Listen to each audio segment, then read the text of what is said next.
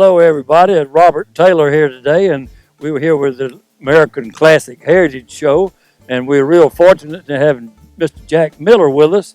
He drives this Stevens Duray car all over the country. It's a 1913, and Jack knows it from one end to the other, so he's going to tell us all about it. So, Jack, let us know all about this car, sir.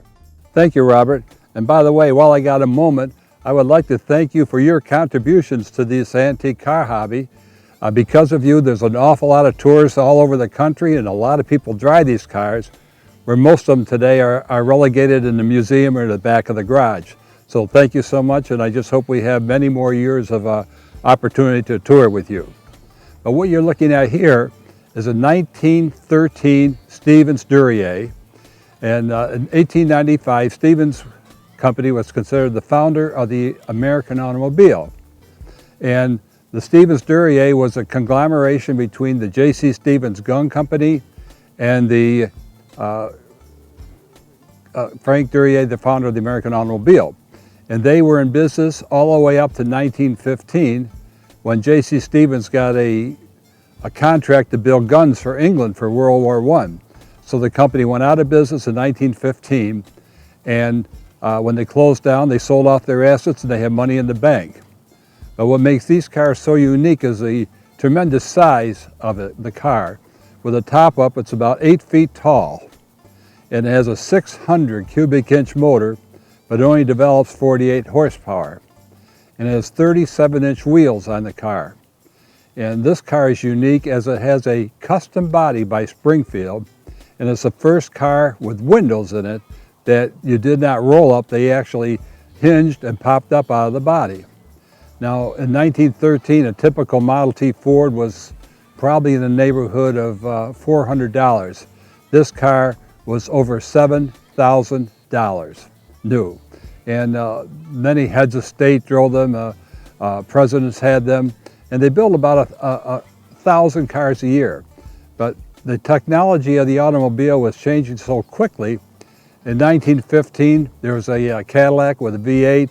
There was a Packard with a 12-cylinder car. So a lot of cars were basically functionally obsolete quite quickly in their careers. Now, some cars defied that, like the Model T. They started Model T in 1907. They were still building the thing in 1927. And they built over 15 million of them. But these bigger cars, people would spend the money, and after a while they decided, well, I need something new, and they would just send it out to pasture. Now, this car was unique as it was owner-driven. Many cars of this magnitude had a chauffeur, but most of these people had their own mechanic and driver for the cars. And as you look the car over, you'll see two seats in the back. We call those occasional seats or jump seats. You notice here in the back seat of the car, the back end of the car, there's several unusual features. The first of these, what they call jump seats or occasional seats. You would pick up the back cushion like this and swing them out of the way. Or you can pick them up and take them completely out of the car if you want the room. Now, I get a lot of questions. What is this thing here?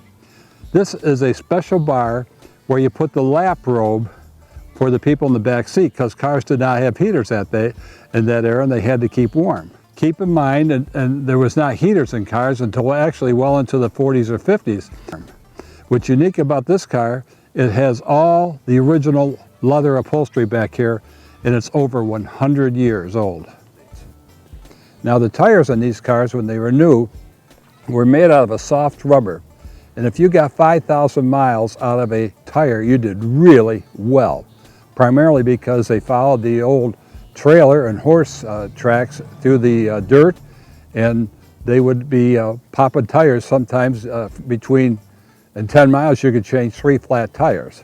Now, the tires we have today, fortunately, there's a company that makes them, so we could keep these things on the road.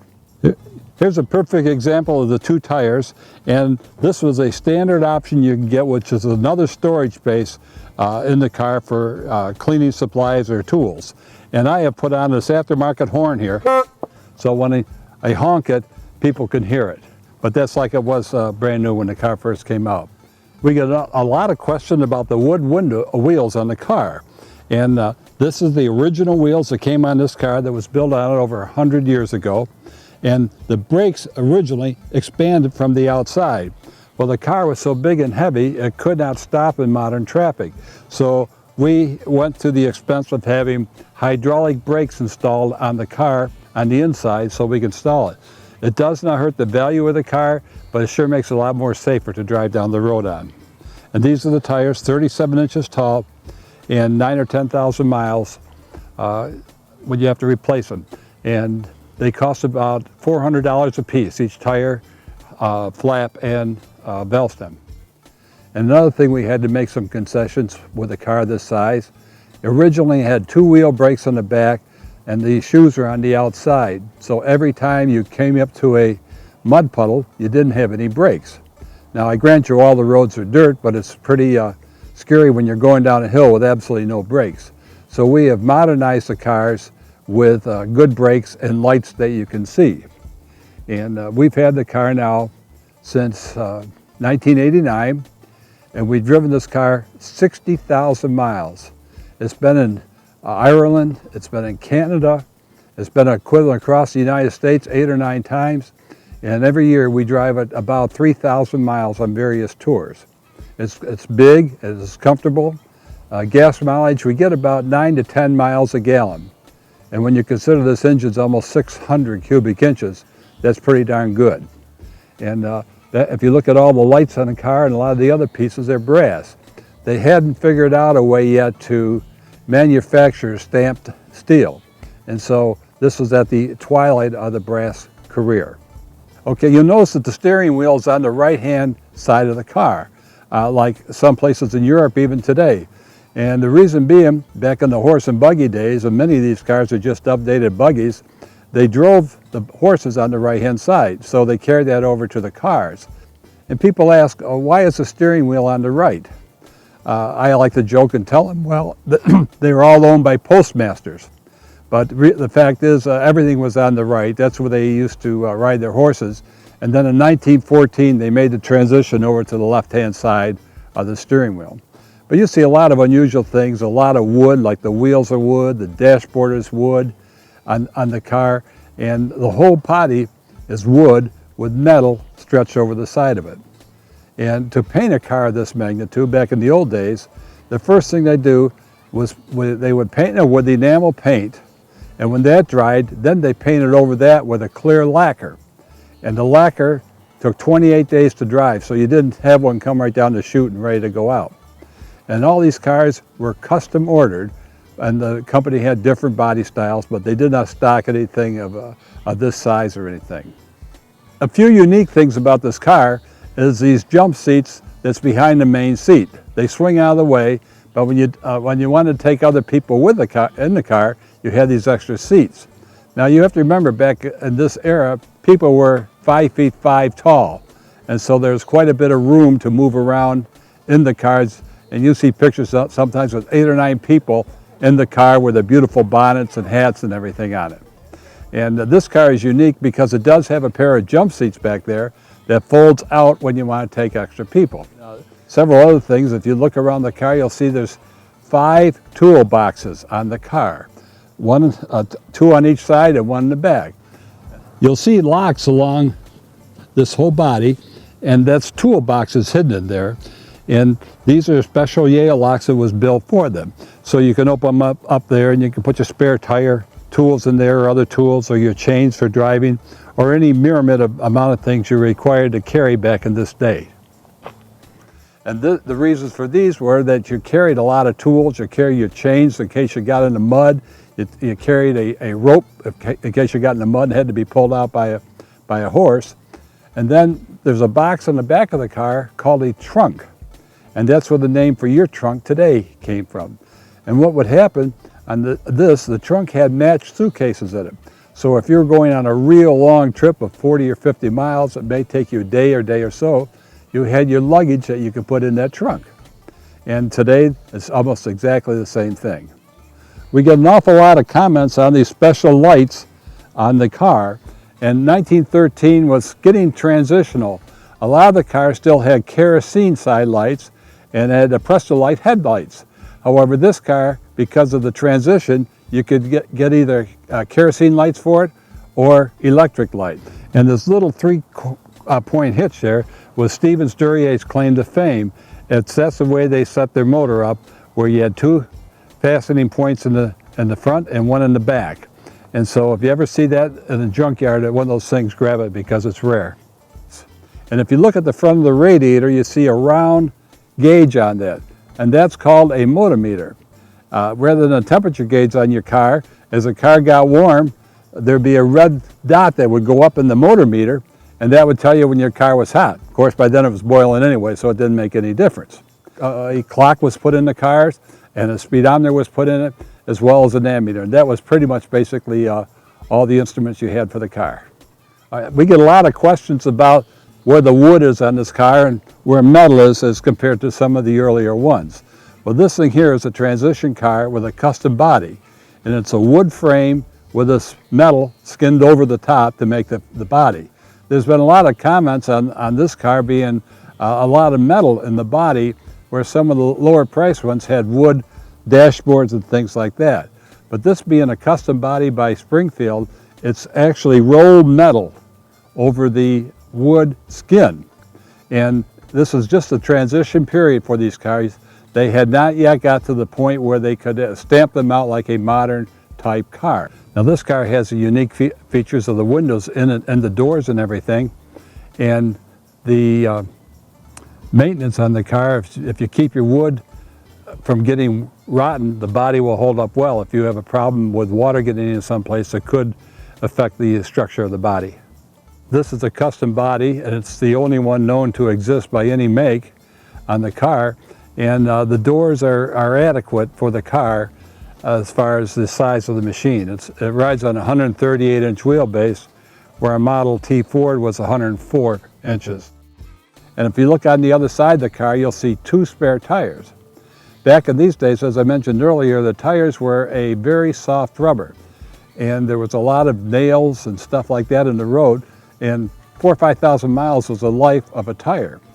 And back in those days, a 50-mile run was a really overnight trip, because you could have as many as 10 flats along the way. And you would jack them up, pull the tire off, patch the tube, and go on even farther. The cars, keep in mind now, all the roads were dirt during that time, 95% of them. So you were eating somebody else's dust, or you were along the side of the road fixing your spare tire. A lot of people ask about the mechanical technology of these cars, and where a new car can have 200 cubic inch motor and develop 275 horsepower. This car has 600 cubic inches and develops 48 horsepower. And a new car makes its power with revolutions per minute, RPMs. This thing runs down the road at 1,100 RPMs and it's doing 45 miles an hour. And it's very difficult to go much faster than that, primarily because of the suspension in this car. This is the rear springs for the car, and it's only 1/2 long. They had figured out that was just as well as a full spring car. Many cars did not have shock absorbers on them and did not have any other type of ride control as this does. Okay, what you're seeing here is a 6-cylinder engine, 600 cubic inches, bigger than any American-made motor today. And as you see, there's 2 spark plugs for each cylinder. One ran off the magneto, and the other one was for the distributor. You started on the distributor and switched it over to the mag. And each one of these blocks are cast in 2 cylinders. And the pistons go up and down in there, and the valves are also in that piece. So you could work on these 2 cylinders and not worry about the other piece. This is your manifold and your carburetor on the car. The original car had a different type of carburetor on it that hung down real low, so the gravity from the tank underneath the seat would fill it. And most of these carburetors were made out of pot metal, and they deteriorated many, many years ago. This one happens to be off of a tractor, works fine, and it's been on the car for 60,000 miles with me. I get a lot of comments where there's no breathing or vents on the side of the hoods. Well, there's certain cars that had a very large capacity of the radiator, and they did not heat up bad, so they didn't have to put these louvers in the cars. However, as you progressed into the end of the teens and into the 20s, they were developing more horsepower, and they had to put louvers in the hood to get the hot air out. If you'll notice, there's a great big wood steering wheel on this car. It does not have power steering, and you need that large size so you can turn it. And up on the steering wheel on this quadrant, you have two different levers. One, you can change the spark on the car, and this way if you come to a hill, you could retard the spark a little bit to give you more power, or you can advance it as you go down the road straight. The other is the throttle. And the levers down here, one is your emergency brake, and this is your shifting lever. And it shifts like a motorcycle, just keep moving it forward. And as you look here, you'll see a clock. And I've added a couple instruments for safety reasons inside the car, so it's not quite authentic all the way through. The pedals, if you'll notice, there's a brake on the right. The center pedal is your gas pedal, and then on your left is your clutch. And the reason they put the gas pedal in the second, so you can use it for either foot. And the Model T weighed just under a ton, where this thing was 3,000 or 4,000 pounds, and you could not use a planetary transmission like an earlier car, so you had to have a gear-driven transmission. And also, you notice the headlights on this car. That was a distinctive part of a car that people could tell one make of another. And there was 2,400 different car manufacturers in the United States. And of those now, we know about 8 or 10 that are left. But the Locomobile, the Stevens-Duryea, and the Peerless, all these were really high-quality, big cars and catered to the wealthy people. And they would race cars, and the racing history of the cars what really made them sell well. The Vanderbilt Cup race and several other features.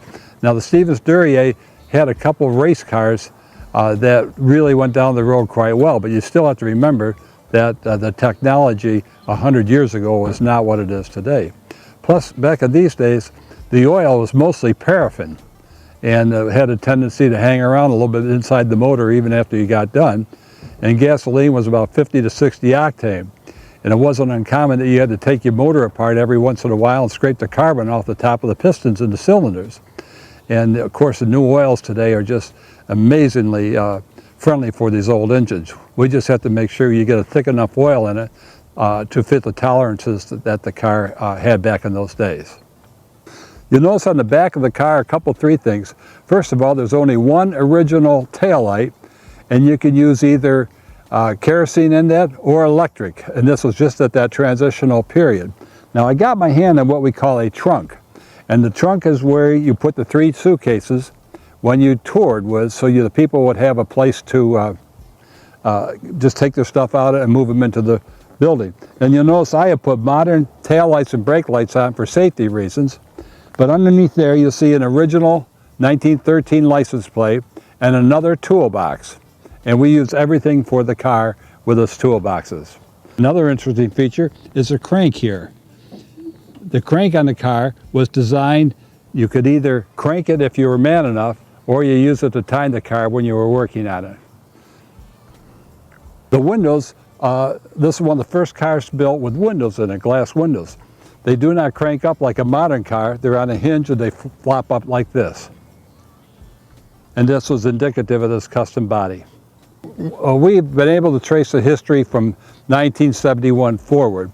We know it was delivered and it was in California in 1915, and it has the original license plate on the dashboard. Today, if I was to try and figure out the value of this car, in American dollars in 1915, it would probably cost you $175,000 to buy this car, where a new Ford today is $20,000. Well, we really appreciate Jack bringing this fine automobile over here today on American Classic Heritage, and he certainly knows a lot about it. And if I had one, I'd certainly want him to be around to answer my questions. But I'm sure he's enjoyed it, driving it many, many miles, and I'm sure he'll drive it a few more. It's a unique car and a unique person. Jack, we appreciate you coming over. Well, Robert, it's really good to see you. Thank you for the opportunity to work with you on this. And if you have any questions on the car, I'd be delighted to answer them for you. I bet you could do it, Jack. Thanks again for coming. My pleasure, sir. You have a good day, and we'll see you on the next tour. There you go.